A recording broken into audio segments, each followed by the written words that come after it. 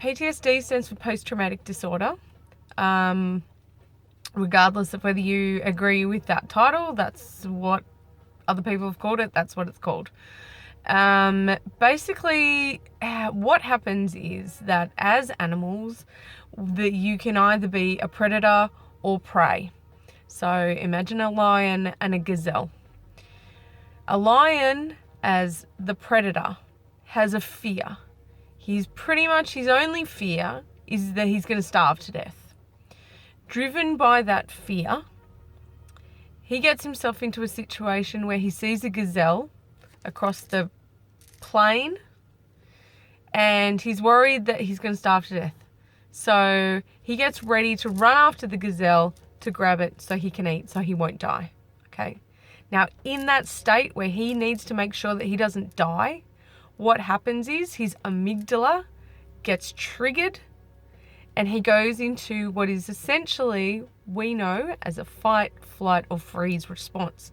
Now, in this case, he's aiming to run, right? So you guys are very familiar with this response. What happens is adrenaline gets secreted. It runs around the body in the bloodstream. Lots of blood goes to the legs so that the lion can run really fast and sprint, catch the gazelle, and not die, right?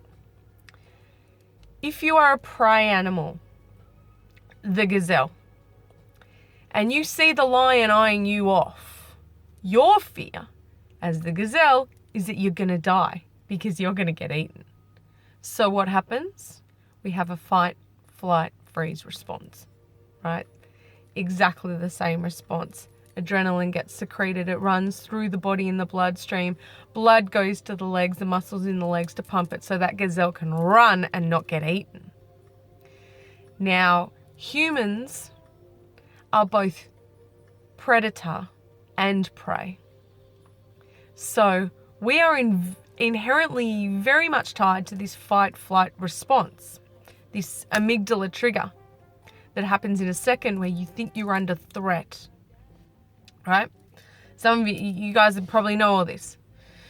So what happens is when a soldier or a police officer or an ambulance officer or a fiery or tow truck driver or civilian or anyone is put into a situation where they have a fear, a deep fear, whether they're actually fearing for their own lives or this is an intense situation and I need to switch it on, right?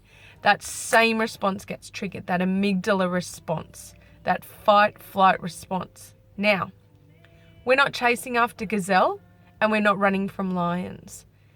So what happens in crisis situations, whether it's a work situation or a childhood trauma or victims of abuse, particularly young children, is as well as a fight response and a flight response, there is also a freeze. Now, freeze is exactly the same response. The adrenaline pumps, the blood goes to the legs.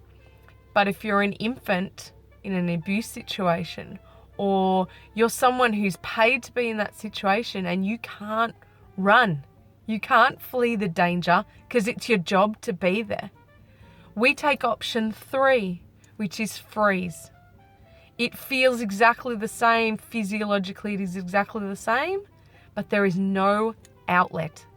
There is no discharge of all that adrenaline. So the amygdala stays in that heightened state of responsiveness, in that heightened state of fear, panic, action, I've got to do something.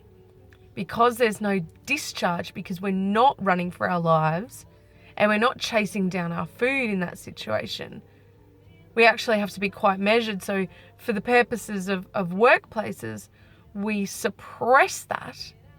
So we enter that freeze state where we can't run away from the danger and we can't fight it. We have to be in it. And what that does is it forces the amygdala to stay switched on. And that's why people stay in that heightened state of hyperarousal, unable to make decisions, emotionally cut off. If you're fearing for your life and as far as your mind and body and amygdala are concerned, you're running for your life, you're fleeing from danger, doesn't really matter what colour socks you want or whether you like this shirt or what do you want for dinner or are you able to pick the kids up, right? Do you understand? Because you're in that heightened state, that stuff doesn't matter. I hope that's explained really quickly, maybe a new way that you hadn't heard it before. And comment below and let me know what you thought. More of these to come. Have a great night. Bye.